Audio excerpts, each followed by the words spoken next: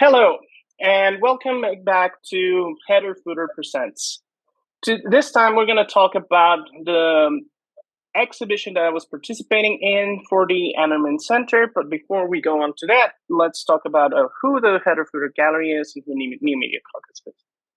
Header Footer Gallery is part of the New Media Caucus and is dedicated to promoting the creative output of our members by situating their work in thoughtfully curated exhibitions that take place across our entire web presence. The New Media Caucus is an international nonprofit association formed to promote the development and understanding of new media art. We represent and serve artists, designers, practitioners, historians, theorists, educators, students, and scholars, recognizing new media art to be inherently interdisciplinary, multimodal, and evolving. We support and advance a wider range of inquiry to catalyze further evolution of the field. The New Media Caucus is committed to extending and sustaining the diversity of our community, board, and membership, to promote an environment of equality, inclusion, and respect for difference. We prioritize inclusion as an ongoing collaborative process of growth that we continually address, both within the caucus and within our field. Okay, now on to you, Connie. Hi, thank you for having me today. It is my pleasure to really talk with you about the exhibition that you were able to exhibit and curate at the New London in Connecticut, right? And I also got the pleasure of actually going to go visit and having, so a really nice time at the exhibition and seeing the performances and all the artworks as well. So we're going to talk a little bit about the exhibition, what the exhibition is about, sort of the job that took place, but also some of the challenges that are very much part of any exhibition. So this is really mostly a retrospective of thinking about the exhibition together and thinking about also what we've learned, and in particular as a curator for it as well. Okay, so it's loading. It's loading, yeah. It went black. It still says loading. It says your screen sharing is paused. Why is it paused? Okay, I'm going to stop sharing and we'll do it again. Okay, let's see. This is fun. I'll do the whole screen. And then view, slideshow. Perfect. Okay. So we're back. Go on. Yeah, so why don't you tell us a little bit about the Ammerman Center and how about you came across this job at exhibiting and curating an exhibition for Contact? Well, so first of all, the Ammerman Center is part of the arts department. Well, it's a collection of the departments in Connecticut College: art department, music, theater. I believe that's the three of them, and they're focused on arts and technology, as you can see in the screenshot. And they had this symposium they do every 2 years, obviously. And here they decided to switch when it started. They did it on November rather than February. This will be important later. Anyhow, and the way that I came across this job was because I was recently named curator here at the New Media Caucus, and my name came up in like a series of recommendations amongst all other people. It wasn't just me. And after a series of interviews, I was informed that I was a curator for the Connecticut College Ammerman Center Biennial Symposium. So that's basically how it began. Basically, interviews, job, and there we were. And then, well, it just began the process. But the thing is, I was in Mexico. Well, I am in Mexico, so a lot of this curation happened remotely, or most of it. Anything else I should add to this? No, well, no, we can start getting into what the actual job entailed. So you said that a lot of the curatorial job happened remotely, right? And some might think that there are some challenges behind that and not being able to actually see the physical space other than through images, right? Or through photographs that you were obviously in contact with Nadal, for example. So can you talk to us a little bit about that? Yeah, so one of the toughest things was curating a show without never having been in the physical space. Mhm. And that was very challenging because pictures help, but they don't give you the scale in the same way that being in the thing. Um, we also had these things called LiDAR scans, which theoretically should help even more. And they did. But the thing is, when you have the LiDAR scan, you take your iPhone, you scan the space, you get like the point clouds, and then it assembles it in sort of a space, but it gets, whenever it can't tell what it is, it just leaves a white spot. So Mhm. you have the space, but something about the camera, the field of view, how it's made doesn't give you the human perspective, right? Mhm. And it's interesting because this definitely changed how Curate works, like digitally Yeah. further, like going forward, because boy, is it like misleading. Like you think you have this scale, this size, this idea, and you have to work a lot to make sure that you have your cameras right, your lighting right, your camera height as well matters, because we are used to looking at things at certain perspectives and certain heights and with a certain field of view. And if you don't Mhm. have that, it just becomes this very compressed thing. So what happened is I kept thinking the space was way, way smaller than it was. Mm. And the problem with that is that it makes conceptualizing things way harder, because once I was there, once I was able to see what happened, it was easier to say, oh, I can put this here. Oh, a 65-inch TV is going to fit there. Oh, the 33 is going to look super small, right? Yeah. Um, Whereas before that, with photos and the other thing, it's absolutely impossible to figure it out. And even now, looking at some of the installation shots, I look at things and it's like, that looks way further than it actually is in the real space. So Mhm. if you're going to do shots for a place and you want the perspective, you have to use I'm thinking a 55 lens. You can't go higher than a 55, or your view is going to get distorted and you're going to start getting well, actually shorter. You're going to start getting fisheye, and that's going to get icky, weird. I don't know, but yeah. So in terms of working remotely, that was the biggest challenge. Mhm. And then there was the whole thing that this is a show that's, yes, it's curated. I do have input, but at the same time, the artists were submissions, right? Like we made, well, we made an open call, even though I wasn't there for that call at the time. I hadn't been appointed. Um, and you have to choose from what you have, right? Mhm. And I know now that this is on purpose. I don't like it, and I would recommend and everyone not to do it. But it was on purpose so vague. Like the whole point is contact. The exhibition is called Contact. The theme for the symposium is contact. But the thing is, contact is vague, and I It's also think you're very familiar with broad. that. Sorry. Yeah, it's very broad, and so that it can Yeah. encompass so many things.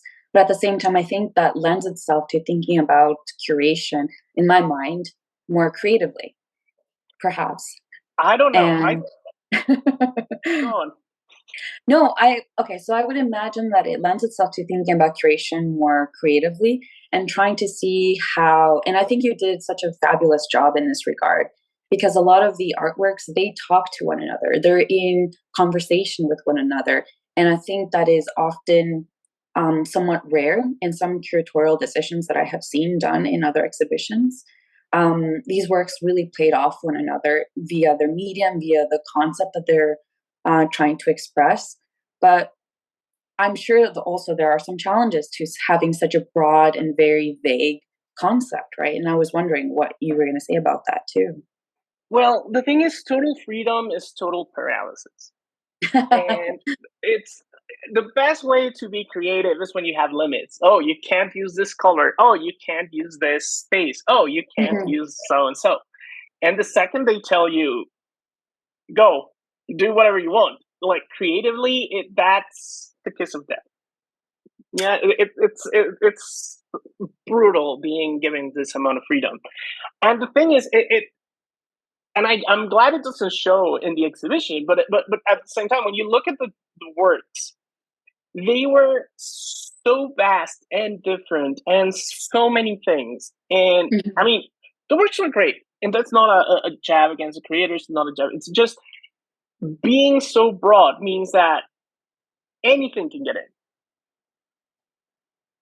And in terms not of quality, in terms of theme, I have to make that very clear. In terms of theme, like anything could get in as long as you could, in your application, make it fit, which I guess is a good tip for artists. Don't limit yourselves. There's always a way to justify what you're doing, right? Um, but going back to contact, like it's so broad. It's like you could have anything, and we had so many different things. We had people talking about nature. We had people talking about the pandemic. We had people talking about immigrants in Canada. We had people talking about a variety of things, right? Were the links as strong as I would like them to be? Probably not. Do I regret any of it? No, not really. And I think that's the one limitation. The limitation was that anything could be in there. So you had to find a way to make it narratively match, right? It's something cohesive, right? In Cohesive, some yeah. sense. Hmm. And then you kind of cheat. Like that's a curatorial thing. Like you have to cheat. Like there's no way you can have the perfect layout because sometimes it's physical. Like, well, you can't put this up there because it's too big, or you know what, we ran out of screens, or Yeah. and I'm not talking specifically about the show. I'm talking in general. Like sometimes it's like, you know what, we cannot hang that there because the wall is not going to hold it, and Hmm. that's it, right? So you have to work with what you have, and sometimes like, okay, we're going to put this work there, and then I'll find a justification for it, right?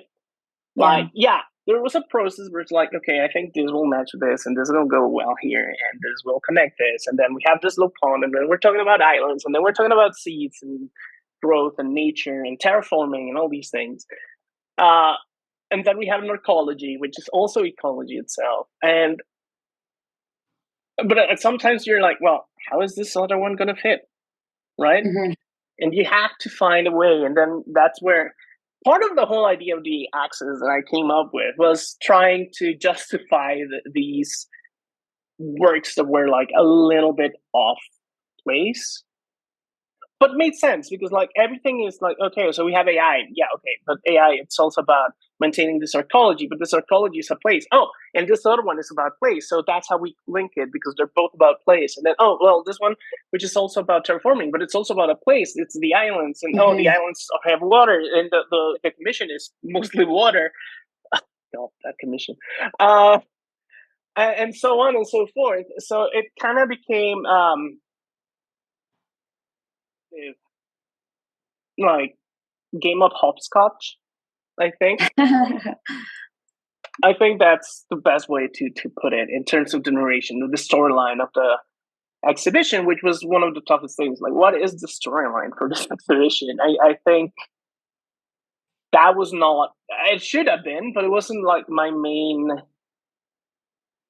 thing in my head, right? Like, I Right. wasn't thinking of like, oh, I need a storyline. Would have been different if it had been like a monographic exhibition, or one where I choose the artist, like from whom I want. But in Right. this case, the narrative was contact. And it was like, Right. okay, right. But yeah, so I think in terms of like the high concept things, these were the challenges. It's very broad. You can't always put things where you want. And there's also like certain limitations in technology that you have. I think that's the main Of takeaways from course. this. Yeah, and I think you said something very important because while you were talking about there was so much creative freedom in terms of the actual narrative or the actual theme of the show, but you also inadvertently discussed some of the limitations, not only technologically, physically, but also within the theme itself and how to put things together. So I was curious to also know how you came up because you so one thing I wanted to mention is that you wrote the manual for the curation and display of interactive new media art, right? Yeah. A Creative Commons document. that you can find in your blog, right? Yeah, well, it has its So own address. right, and we can share the address in a second. But I'm thinking, as a curator who has this discipline and who, studied this, right, and researched this, how did that really inform the way that you curated this show?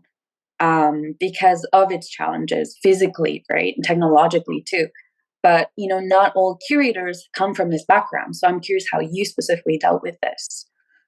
So, well, having written the manual, I think a lot of it is internalized in me now Hmm. rather than something that I do consciously. But like looking back, there's certainly like a lot of things that are like, oh yeah, let's take this into account. Oh, I did do this, or oh, Hmm. this applies, but it's a very case by case thing, which the manual does say. Like the manual is basically, okay, these are tips. Don't Right. think of this as the way to do it, right? The manual Hmm. says, well, you can do this way, and it's going to help you, but obviously you have to keep in mind like your space, your people, everything, right? Your limits, your budget, all these things. But yeah, the manual did help a lot with the challenges, particularly for technology and a lot of the conceptual stuff. What it did not prepare me for is a show that's like, I want to say 70% video. Yes, and I wanted to talk about that a little bit further. But before, do you mind Mm-hmm. telling us a little bit about what the manual is about? I know it's very, the title says it, but can you tell us a little bit about how you conceived of the manual in the first place? Oh god, that's a whole another talk. Okay, uh, Just so so the we have manual context, right? comes from me visiting museums, specifically the Tate, and looking at Biblioteca's bolides, which are boxes that you're supposed to open and pull things out of them. It's a very Fox's work. And you're supposed to put on the cloth and then play with it and all these things. But you go to the Tate and it's a box that's actually closed because they didn't even open it inside a glass case. And it's like, oh, this is art, a box. And that's why people are like they are about a lot of art. It's like, oh, it's just a box. No, it's not a box. It's been petrified into this thing. And then you go to shows about like I went to this museum in Berlin called the Video Game Museum, Hmm. and that was a weird form of interactive. Like a lot of the things that should have been interactive weren't interactive. A lot of things that didn't really need to be interactive were interactive, and what was interactive was very awkwardly placed. So that's what Hmm. got me started in thinking about this whole curation thing, and how the work was being done in a very depressing way, let's put it, and how many living works are like petrified and turned into these static things. And I get it, like the Heliotica boxes, okay, fine, you open it too many times, it's going to break and then it's gone forever, right? Yeah. But if you look at the show, for example, we have this thing called Seed Cabinet, which is a Yeah. card catalog, and you're supposed to open it and close it every single time. And new media artists tend to be a little bit more open about it. So sometimes I think, because I'm pretty sure in let's say 20 years, someone is going to petrify Seed Cabinet. I mean, already the work is very delicate. Yes, yeah. Hmm. And the artist was Kateri Gladys was very very wary about leaving the work out because she's had to repair it so many times and it's a very delicate piece and she obviously has a very strong emotional connection to the work. So, but still, she allowed it to be used, right? And new media, I think one of the things we forget is well, yeah, the seat cabinet itself, look, the cabinet is important, but what's important is what it does, not how it looks. Hmm. So we could theoretically, oh, it's broken. We can make a new cabinet. We can just hire a carpenter. And you know what, dude? Let's make a new drawer, and actually, let's make it so the circuits can actually flow through this thing without like it being so delicate. All these things could be done because, well, yeah, it's an important aesthetic part of the work. The work itself is in the software. Like the actual interaction happens between your brain and the software, not the cabinet itself is the same as a video game controller. You can replace it as long as it works in the same way.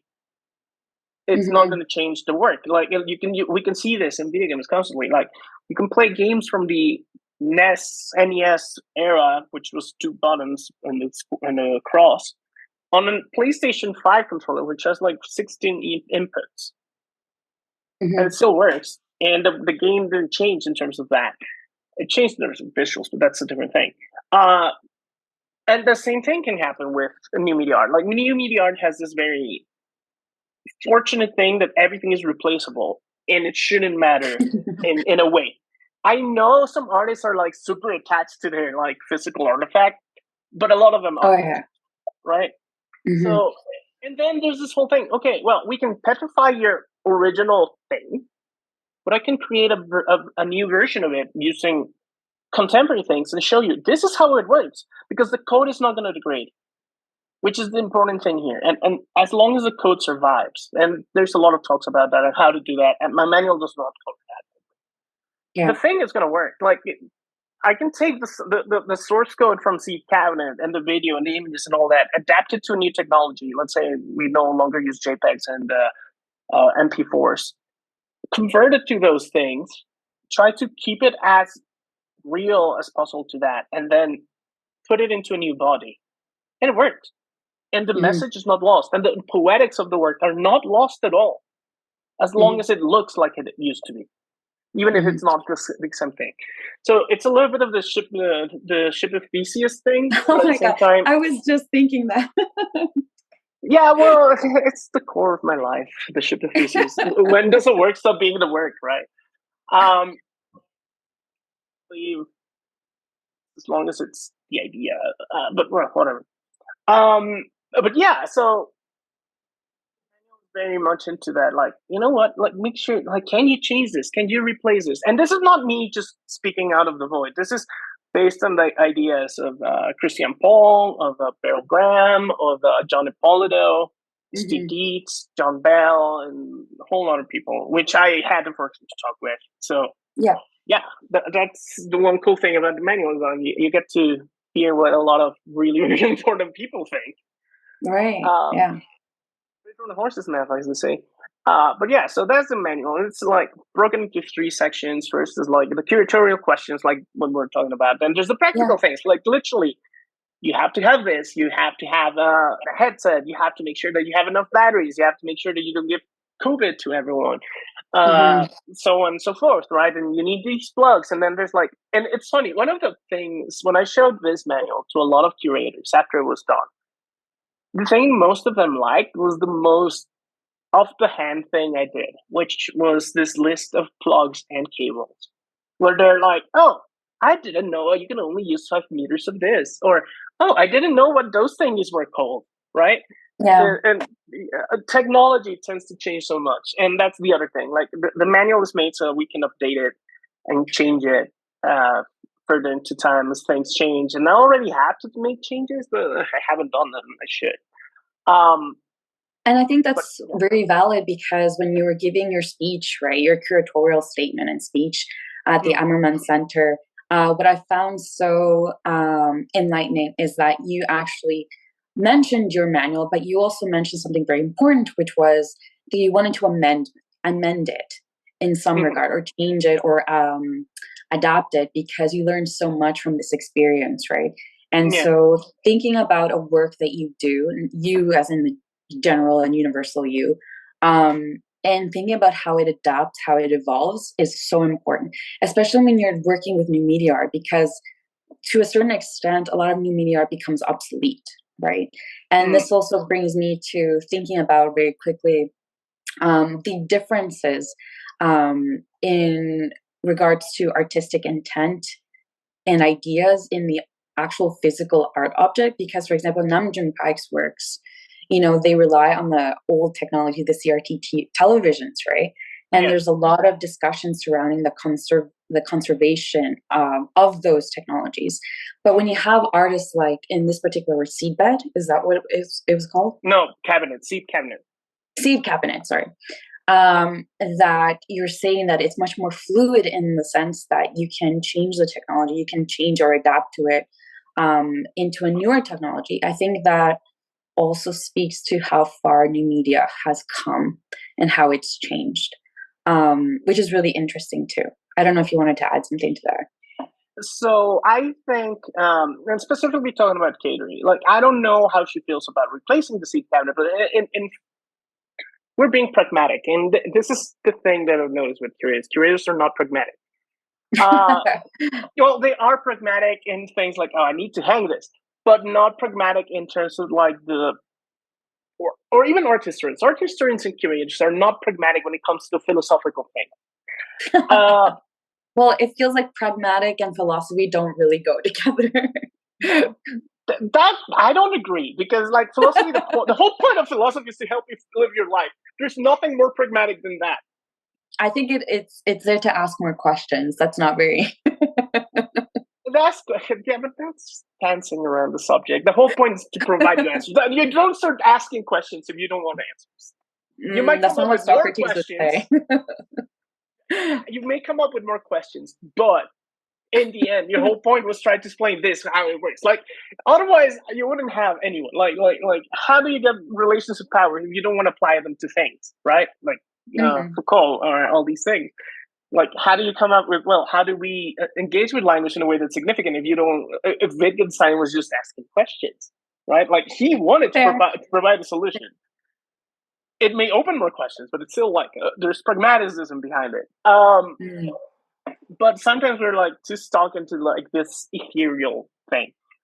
We need to preserve these things. Things need to live, and there's no ideal option. Like this is not Platonism. Like it's not going to live forever. Like there's no essential ethereal plane where it exists. It exists here, and it has to survive. And we have to find a solution. It might not be the perfect solution, but we have to have a solution. Otherwise, while we're talking, dancing around it, it's going to disappear. Yeah. It's Hmm. already happened. Like if you look at anything done in news rounds, which is flash animation, a lot of it is lost because nobody decided, okay, well, how we're going to preserve this once flash goes Yeah. away, right? And that happens constantly in the art world, and we're so stuck in talking about how ideally imperfect things should be that we don't concern ourselves with how they are. Yeah. And that's the problem. And I think the manual, and especially in the section for memory, which is the last section I hadn't talked about, does that. Like it looks at what has been done and how you preserve it, how you keep the conversation. Because one of the biggest problems we have with exhibitions is there's no memory of them. Yeah. Hmm. Which reminds me, I should do that for this one. Well, this is But sort yeah, of part of it, right? of course, yeah, no, definitely. This already is more than a lot of exhibitions get, and this is Hmm. not me puffing myself. This is a literal fact. Like how many exhibitions do you have a moment where you hear the curator talk about like what the challenges were, why he did this, why did they were thinking about this, and just that is enough. And obviously, I have the emails, I have all these things, and I can create this gigantic PDF and put it into my personal archives because I think nowadays you would breach so many privacy things. I guess I don't know, but once everybody is that, Hmm. they can take, someone will go, oh, he has this PDF slash document printout, which I would have to do. You always make printouts. Hard copies are better than digital. Digital is the Right. most fragile thing, which is also something that the manual said, like have hard copies of things because the cloud can go away in a second. Twitter is going to explode in a few months. All these things, right? Sorry, I had to get a jab in there. Make hard copies. It's ridiculous Hmm. how much we depend on digital, and it's putting everything at risk. We have things from the times of Agamemnon, but digital history is already gone Hmm. forever. Like we've lost source code for so many things. If someone wants to fix COBOL, they can't because it's gone. Like all the documentation for COBOL, which is what every single bank in the world runs on, it's gone. Hmm. And yet I can freaking read the tax decorations of a guy in ancient Babylon. Right. Yeah. So yeah, just the manual makes a lot of these points. Like No, make that's hard fair. copies. I have think another question that I had, and I think many people also discussed, especially in the opening, is that they were at once surprised, but they were also delighted to seeing such a video-heavy exhibition. And I'm curious whether you can speak a little bit more about that. Like, what was the curatorial choice for having such a heavy video um, assemblage, right, of works, which is quite fascinating. I think they all worked well together, but how did you decide which ones to put, like, for example, in succession of one another? Which ones did you decide to Uh-huh. just isolate in one monitor, for example, versus other ones? Yeah, so if you can say a little bit more about that. So one of the points is pragmatics. Again, like Mhm, literally, what? Hold on. mhm. Uh, Pragmatics. Basically, I think we don't have the screenshot. Okay, well, whatever. Uh, so I'm going to show you pictures. And we'll come back to these in a sec. Yeah, But we have there. That's the one I want to show. So yeah, good one. the thing is, first of all, this is a show that started like the call started back in the pandemic. Right. So a lot of artists are creating art because artists, if there's one thing they can't help themselves about, is making art. Mhm, So um, what do? They want to show things. Well, they're remote. They're not going to make physical objects. What they're going to do is video or audio, right? mhm, Or web pages or video games or VR things. So while video has been, I think, fashion for a while, I think the exhibition itself demanded that it be video heavy. Basically, mhm. like a lot of the submissions were video. Like I can have control over that because Right. obviously, if I had been more more traditional curator in terms of like how a show would be curated, I would not have picked Mhm. so many video works. Like in my life, I would have done that. We did have more physical pieces, but one of the things that we had to face is withdrawals from artists, which is a normal thing. So a few of the physical pieces were not available, which also posed Uh-huh. challenges because they left at different stages of production. So sometimes, and you can't help it. It's not like, well, no, you're gonna have to not take this other opportunity because you already made a commitment with us. It's like, okay, well, go enjoy your thing, and we'll find a way around you, right? Mhm, But yeah, it's very heavy, video heavy. And the other pragmatic thing is, okay, we had videos that were like 20, 10, 15 minutes. And then we had like very shorts, like 5, 10, 5, 3, 2 minutes. So one of the things was, well, we can't put the long videos always into the main area because people are just going to be standing there making a cue to that. So, well, mhm, we create this mini theater, which is not here. Okay, here. So this thing on the right side, there's a curtain actually where you see the blue line. That's a curtain. mhm, So this isolated space, it's a theater, and there's the on the left, on the top picture, you can see behind the ladder. That wall is the wall you're seeing on the right side from the other side. mhm, So mhm, this little isolated space became a theater, and that's where we put the very long videos. And then the idea was to balance them. And obviously, there were mhm, some videos that are like short, but they really needed like a large screen. Things like Chenny Choi, things like the Unforgotten or Darkness. Chenny Choi is Darkness, and then Sujin Kim is uh, Unforgotten. And those videos are very important, very narrative, very poetic, very visual works that would not work into tiny little screens or even a 65. Like it wouldn't work. They needed a mhm, place where people could sit down, listen to them, look at them, and enjoy them in isolation. Whereas some of the other works were more flexible in terms of that. So, for example, the one you see behind me here, that's Made Ground. And Made Ground is more of a documentation of a process, mhm, yeah. and it has subtitles. So it's very easy to put it in there. It's also a very important piece, and there's a reason why it's there. But it's a more apt place to put Made Ground there than to have it in the outer space, right? Yeah. So I think, for example, this thing took a whole. This is Peter Burr's in Porpentine Oh God, Dirt Scrapper. Yeah. Which this is a simulation. This was a work that Nadab, the curator, was really enamored with. I really like it as well. I'm not trying to distance myself from it. Uh, but this is a really nice work that it takes a lot of space. It could have been in a screen, a tiny little screen, but I don't think people would have appreciated as much. This is a simulation of a city, and it has actual people moving around, and you can see how it disintegrates because of how the interests of AI are different from the interests of the citizens, which is Hmm. basically a cautionary tale and all that. But you can see the degradation. But the thing is, this thing looks and works so well in large format, and It so does. we had to Yeah. give it a whole floor of it. And then, speaking of floors, I always want to bring this up. The floor in this thing is like, that was my, well, there's two things that I insisted we have, and they're like me being precious about it. And this floor, which I wanted something to be tactile. This is like recycled tires, like gym floor. So it gives it A, the look of a city, B, the texture of like rubber, which is very different from like hard concrete, which is Yeah. already contradictory, right? But it's also it's tactile. But also, and this is accidental, but at the same time, it makes sense.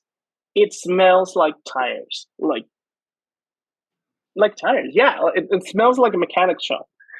And yeah, I took time and effort to. I think I spent half of my time there watering that thing with vinegar. Um, so trying to get the stench out, and it still persists, but it's way more subdued. It's less. Oh my god, I'm gonna faint here from that smell. It's more like, it smells like a tire in here, which also works with this super urban, super concentrated, super mechanized thing. So it kind of plays with all those things. And curatorial choices don't have to be where to hang things, but it's also what you put around them, Hmm. right? To Exactly. support the narrative of the work. Right. So if we go back to this one, it's the same thing. The wall behind it, it's like pebbles. We couldn't hang anything there, but we're like, well, I want to put these made ground things because if you look in here's like this is so for churches. If you look at what the ground looks here, it looks exactly like this. Yeah. That's And true. that's a feature, it's a very important feature of the work of the islands that they were studying.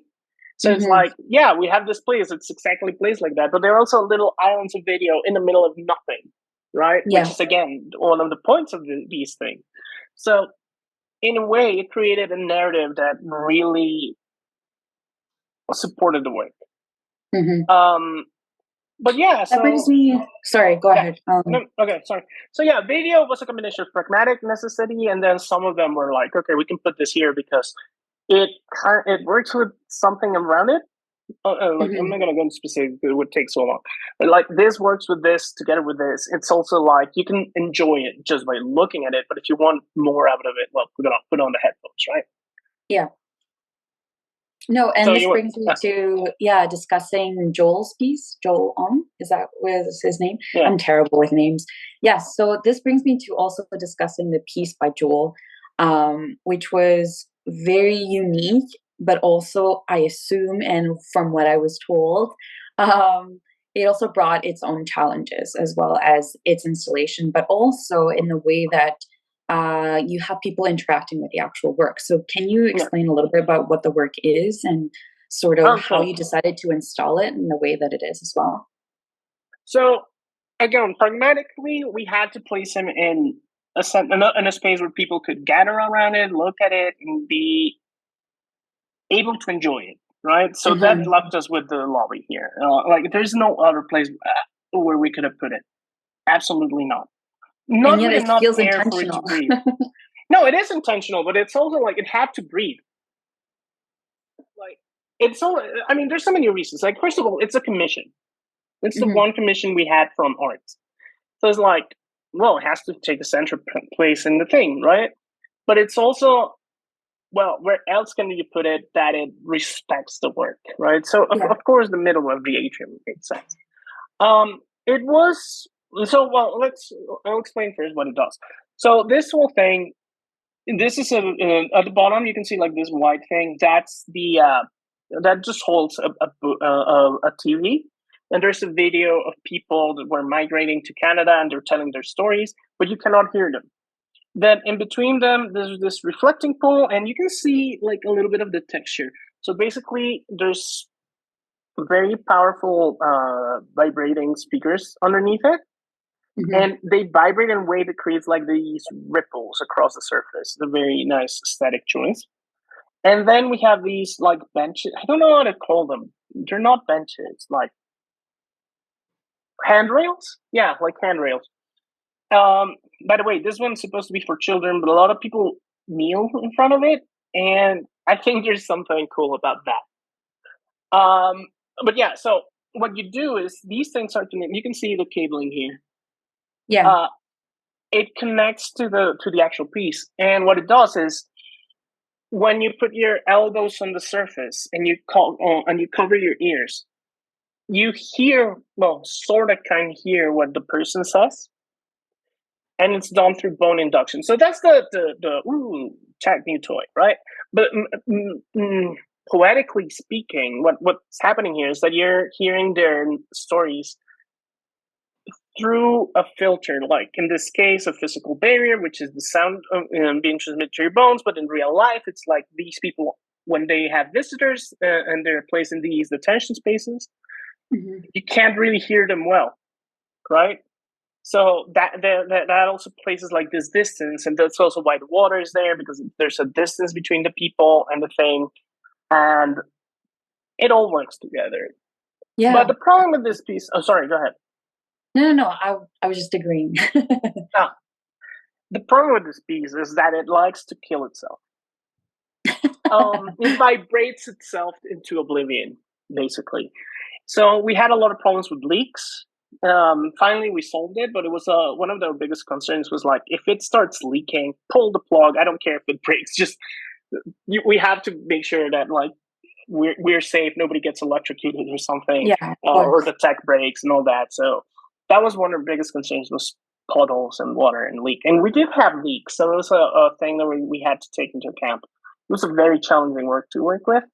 Yeah, in the end, the Ong piece was very complicated in terms of logistics because the building, we had some issues with timing because this is a college, an actual, like these places that you see on the side are actually classrooms. So that made us like, oh, you can only work in certain times, and that really held us back a little bit. But in the end, we pulled it off. But yeah, so that was the biggest challenge for Ong, building it. As well as that big C in the back, that thing was my other thing that I was mentioning with the floor. This is like, its contact is Connecticut College, and it has these TVs in the middle. And these are some of the first videos you see when you get in. And the idea is that you can spin the TVs, which gives it this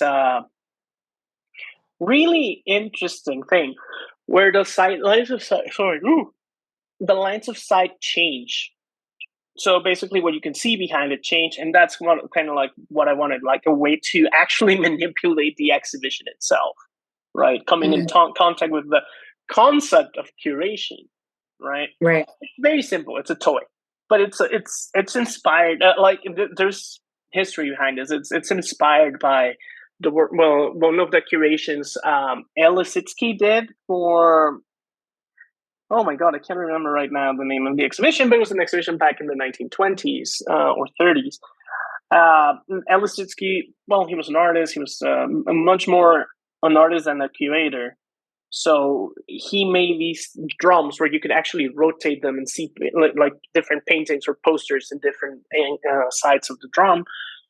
He made things like you could like those things in shops where you look at posters and you can like flick through them. So he made these kind of things, and I was like, "Hey, I want to do something Elisitsky like." And that's where the C came out. And I don't know how happy the other man is with me asking to build that nightmare, but in the end, I think it worked really well. It also holds the main text. Yeah, no, and I think it was very effective actually. Did you, by any chance, because I was looking at the exhibition and just people mingling, do you see people interacting with the piece like you intended it to? Unfortunately, no. I had to tell people that they could do it, but I think like the more the people are more interactive with it were like Emmerman students, because they're like, why does it have a handle, right? Like the point was like, there's a handle in this, like you're supposed to be able to pull it and move it, and I To think move it. that's Yeah. the most inviting thing that it has. Uh, but yeah, like my idea was always like to make it twist, because also it solves one problem, and you can see it here. Like where the woman is watching this video. No, actually, I Hmm. know who that is. Um, so it puts the oh god, hold on, the video at an angle so people don't clash with the people waiting to use Ong's piece. Yeah. Yeah. It also breaks the flow, so it makes it easy for people to go like split. And Yeah. if I wanted to direct people to start on one side of the exhibition or the other, I would have tilted it a little bit. I see. There's Okay. studies about that. Like Mm. if you give a wall a tilt, people will flow towards the bigger end of it. Yeah, that makes sense. Hmm. So Interesting. yeah, that was Um, extra. do you want to let's see some of the installation and exhibition images? Okay, so let's start. And I that don't. way, Oh yeah, go ahead. no, that way you can tell us a little bit about the works. Okay. Um, why is there a actual question mark here? It's very strange. Because for some reason it didn't load this picture. I don't know why Oh, what's wrong, but okay. basically it's the same thing as this, just from the other angle. I see. So this is how it started. Like when I got in here the second time, because I did go to the Emmerman Center once, and I think it was September. But there was an exhibition in place. But actually, that's the first time I actually saw the space being used and how big it was. It kind of gave me a feeling of security. Like, okay, this is not as Yeah. small as I thought. I can do something here. But well, at this point, we were already like, okay, let's do this thing. So before I took this picture, these walls, these are movable walls, and all three of them were in different places. I was like, let's move them. So we created the final layout at that moment, and that's something I really like, because it was so easy to just move the walls, clamp them, and then close them, and that was that. Uh, but it also gave me like this, okay, I can fit this here, I can fit this here, this can go here. And it actually changed the way the exhibition layout was made. Obviously, Hmm. the exhibition layout would go so many changes because of artists withdrawing, artists not being able to go, things like that. But like the main pieces were there by then. So it was easier to say, well, we can move this here because this also plays with this idea, right? Hmm. This is the lobby. We actually moved this thing on the right, like that little plinth with the marble on top. And that Yeah. would hold, like we put it in an angle so it would welcome people coming in and they could see this work, which was Nimrod Ashtaran's piece, which is called Opposite Poles. And what it does is it measures electronic signals from the environment and then sends lightning bolts through the computer, and then you can see them in the thing that the computer is rendering. Yeah. It's a very nice piece. Also, we chose a 55-inch TV, and well, he always wanted this big screen or a projection. There's like, well, we don't have a space for projection, so we're just gonna give you this very big TV with like almost no edges. So he was happy with it. But the cool thing that happened is that it's exactly the same height as the plinth. Hmm. So the TV actually looks like it's part of the plinth in terms of height, not length, but you don't see that. So it became like it's part of it. It was such a good fit that I think it enhanced the work in a way. And Okay. also put the computer on top, so the lining would happen on the TV on the computer, and then jump down to the screen. So that was really cool. Hmm. So this whole inversion of the screen and CPU relationship, which is always the other way around, the CPU's on the bottom and the TV's on top. It was a really fortuitous thing. Then this is the arboretum, and we actually have a piece here. This is like, I don't know, what did you feel like it was? Like 10 minutes? I would say I was just about to say that about 10 minutes walk from the campus. Back. But it makes sense to have it do that. So actually, this is the opposite end of where the piece is located. We'll see the piece later, but actually, you can see where it is. It's not there, but if you look at the very end where the pier is, if you go a little bit to the left, that's more or less where the piece actually is located. So you actually have to go around the lake. And this piece is called Fungal Chapel, and it's about fungi, obviously. And there's this like pseudo Christian relation, well, not ritual that you have to perform, where you take an offering, you put it on a thing, then you take water and you pour it into this version of a baptismal pile, and all these things. And it's a very connecting into with nature kind of deal. Mm-hmm. It also has audio derived from the fungi that Gabrielle Somerville grew and harvested. Mm-hmm.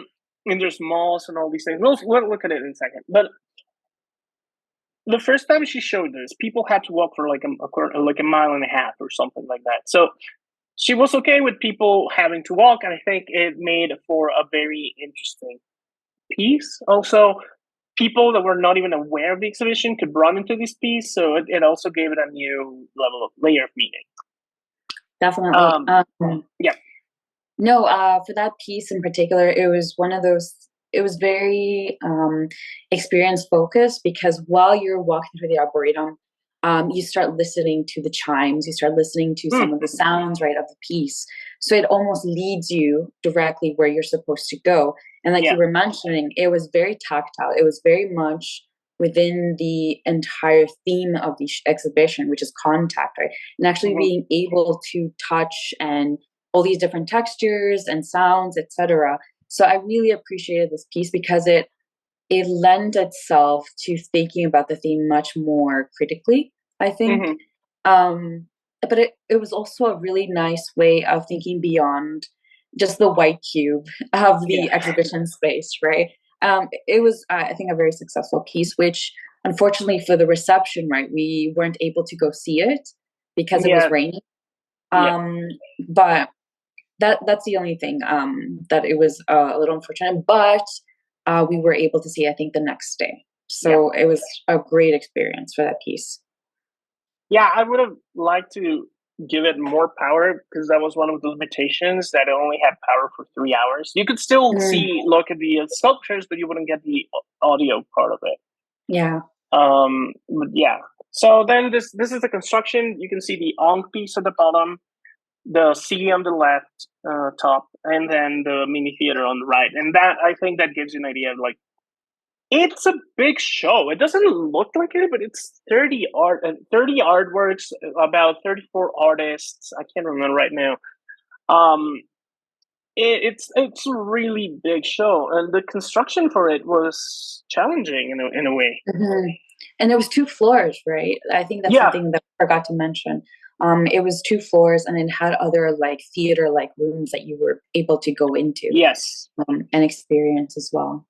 Yeah, there's so on the top floor we had the VR, we had Morgan Green, we had Ray LC, which was this AI simulation of rooms in Hong Kong. Then we had Mark Gustafson and Amanda Hodes. Then off to the side in the back, there was like Carol and Shimsham, I believe. And then there was James Lee, who's one of the professors at the university, but he was also an artist. And then outside there was Gabrielle. And then around the corner, and I don't think I took pictures of that, and I should have, was Amanda Hode's second piece, which was this audio poem that you walk through the poem itself. So let me see, do I have any more installations? No. Then this is just the opening. That is Nadav, the director for the Anime Center. Really great guy. Actually, right there, I think he's saying like, I never yelled at you and you never yelled at me. And I think that's a really interesting thing, because I've lived this. Like, I know that curators and directors yell at each other routinely, right? It's a very tense environment, and I think we both did well. And I learned a lot from the dev in terms of like projections and all these things, and like a little bit more of the nitty gritty of running things. but yeah, no, it was a really good working relationship, and I would love to work with the dad and the admin and everybody involved there again. It was really fun. Then this is dirt scrapper that we already talked about. Then the opening itself, like you can see, like you can't see it here, but actually most of the people are behind the sea eating cheese. There was a lot of cheese, and people were like, cheese and wine. Uh, Here you can't see it because I'm actually on the wrong end of it. This is the empty side, but there's like the works are behind me in this picture. Yeah. But yeah, like people actually enjoyed the show. It was big. It was flashy. I think this would not feel out of place in the. This is me just pumping myself up, right? But I honestly think that it wouldn't look out of place in something like a bigger institution. Right. In terms of quality of production, that's actually Kateri Gladys, who's made Seed Cabinet, which you can see working here. Like when you open it, you can see the seeds, and then you can see like these videos that elaborate further on that. And then this is Morgan Green, and they did this thing, this spirograph, where they have to fight with it, like as it's moving and making these patterns. Morgan pushes the pen, closes it, pops it up again, and things like that. So it's a work in progress, but it already works. Yeah. So that was an interesting piece. Then this is the actual the chapel working. So these things, these white brick here on the right side, on top of the little table, that's the actual fungi that does the audio, right? Then this thing, when you drop something into the bowl and it moves down, it also generates audio as it falls into the little container. And then finally, you can see people pouring water, which also changes the sound. And the three people you can see here, they're actually part of the performers during the show. The exhibition. This is Senem Perler. That's Monica Duncan, and this is Kathleen McDermott. And they did a performance where, well, actually, this is weird because they all worked in different works, but they were working together. So Sanem and Monica made a video, which is in the big theater, where they take different things, rub them on this special like membrane, and generates audio, and it's a performance. And then Monica and Kathleen did this other piece where Kathleen made this jacket that glows, and basically what Monica does is I honestly can't remember if it's she or they, so I'm just gonna go with they. They walk around the space and they flash you literally, and it's like blinding light coming out of their jacket. So it's a really really interesting piece. It was really cool turning off the whole gallery, and actually I think that whole show works better in the dark. I think it was one of the best things. Like if you turn off the lights, it works. It still works as a show. Yeah. And I really like that. Going back here, and then this was the talk that I had to give after the show, like trying to explain pretty much a different version of this. I think. I don't know what. Yeah. No, I think you're absolutely right. And like I said, I really appreciate the way that you talked about all the different artworks and how they played together or they were in dialogue together, given the very broad and vague theme of contact, right? But that also brings me to, I think, the end of this podcast episode and thinking about how also the theme of contact and what that means after the pandemic, or even because we're still struggling with the pandemic, right? And the remnants of that and stuff like that. So what does contact actually mean in that context? And given that, I know it's a very big question, but also given that this is your first exhibition in real life, IRL, right? But the biggest one. After the pandemic, yes. Yeah, and so that's what I mean, the context of the content as contact as the theme, but also your first exhibition post-pandemic. How does that really help you prepare yourself for your future endeavors? I think is a question that I have, Oh and God. probably many people have in their mind. Oh God. Well, the running joke was that after this show was over, I was moving on to Canvas. Uh, Oh yes. uh, I think that's a thing that every single new media curator goes through. Like, there's a Mhm. moment where you're like, I just don't want to deal with a plug in my life again, right? Yeah. But no, like, I don't know. Like, obviously, I learned a lot from the exhibition itself, from the curation Right. and all that. I actually like thinking of what's next right now. There's this possibility. Like, we're meeting on Monday. I'm meeting with this artist in Oaxaca, Mexico. Which the idea is curating this traditional show, which is old sculpture and painting. Um, so that's going to be a nice change of pace, not having to worry about whether I have enough headphone jacks. Um, but it just cemented how much I like dealing with the media, Hmm. even though I hate it right now. I just Are need the a breather. skills? Yeah, no, but are the skills that you learn from curating a new media art show and your manual, for example, are they transferable to more traditional mediums like sculpture or painting Yeah, in this I mean, particular exhibition that you're about to, undergo? uh, maybe not the technical bits, but definitely the more practical things like Hmm. make sure your artists have a cogent writer, right? Hmm. Or make sure that everybody knows when things are happening, like the logistics of it. Like, Right. I'm very um, instinctive, I think, Hmm. and all the organization is happening in my head. So when something slips, it slips. So I think that was one of the biggest lessons is like just put it down in a list, make Yeah. lists. But yeah, I think that's the biggest lesson is like keep your ducks in a row, like keep track of everything and get consistent if you can't. Like, if you can, honestly, Jesus. Uh, in terms of like how works talk, like it's all more like internalized things rather than things that I can express vocally, right? Yeah.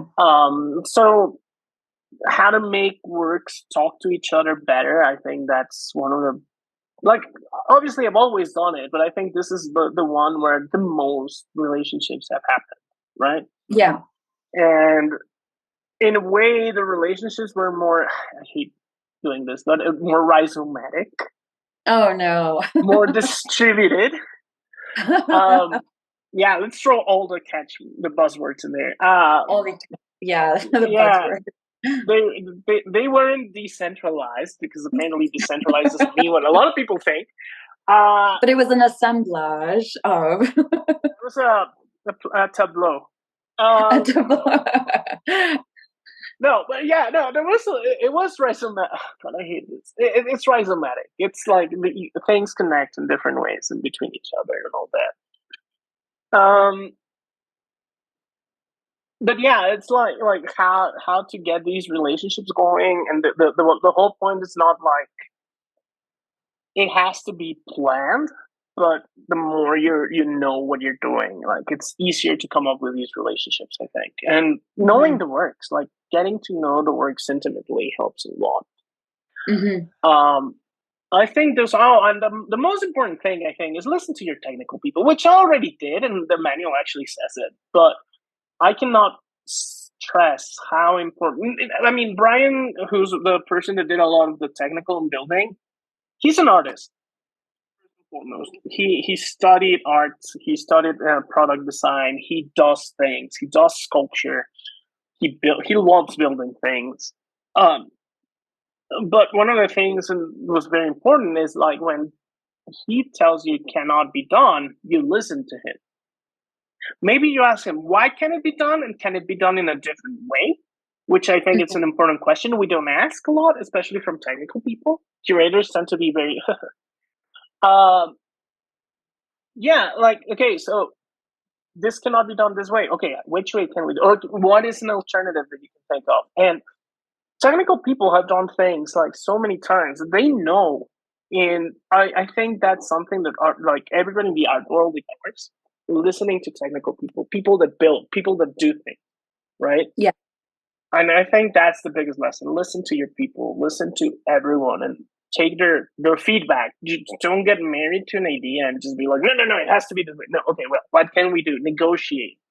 Yeah. And I think that's the reason we didn't yell at each other in terms of Nadav and I, because it's like we cannot do this. Like, okay, why not? What can be done? Oh, we can do this. Okay, that's fine. I can do that. And things like that. And then sometimes, yeah, you have to go and say, no, you know what? I don't want this. But if you're saying to people and being like, okay, this one I can let go. Okay, let's find a way around for this. When you actually have something that you really want, they'll give it to you.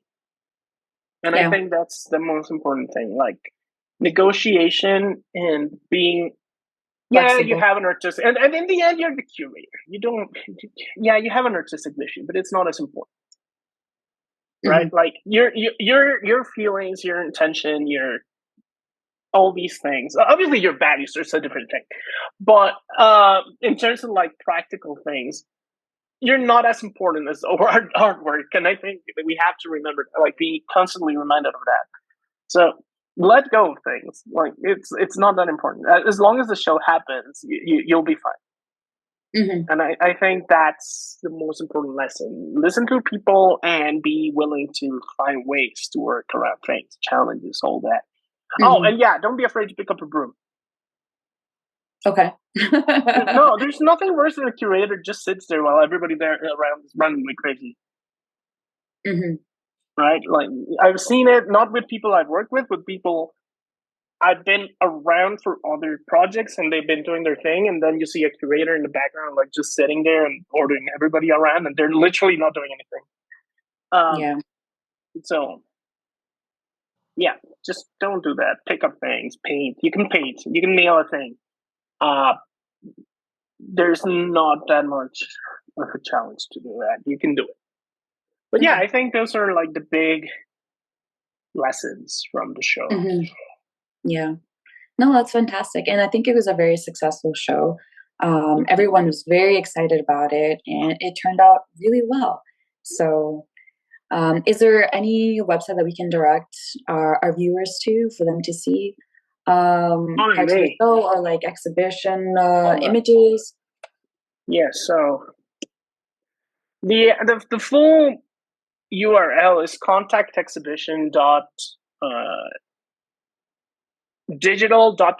digital.concol.edu, which is a mouthful. It's on screen. Hmm. Can you see it on screen? Yeah. Okay. So yeah, it's contactexhibition.digital.concol.edu. That's the address for the exhibition. Uh-huh. Then, if you want to see the manual, that's I need to buy a domain, but it's INMA manual, which is Interactive New Media Art Manual. Hmm. I'm determined to make INMA a thing. Okay. .wordpress.com, Hmm. which is the manual. You can see it. You can contact me. You can see it's a Creative Commons Attribution, non-commercial, non-derivatives 4.0 international license. It had to be non-derivatives because the university, basically. Okay. Because this is part of my PhD, like it couldn't be as free as I wanted it to be. But yeah, so you can get in touch with me like through here. You can read more about the site, about everything. You can get in contact with me if you want to talk about this. Yeah, and I think that's pretty That's much it. all. Yeah. There's also this one, RAGC, WordPress.com, which is my personal blog. I don't blog that much. There's a few things like the call we have right now for the New Media Caucus, which is meta photo. We extended it because we want to get a more diverse range of people participating. If you guys are Hmm. interested, you can find it here in ragc.wordpress or the other New Media Caucus's social media accounts, Right. right? So, Perfect. yeah, I think that's pretty much it. Awesome. Did you want to sign off or did you want me to? You do it. All right. Well, thank you everyone who was tuning in to this new podcast episode, and I hope you will join us again for next time to be continued. Thank you, everyone. Bye. Bye.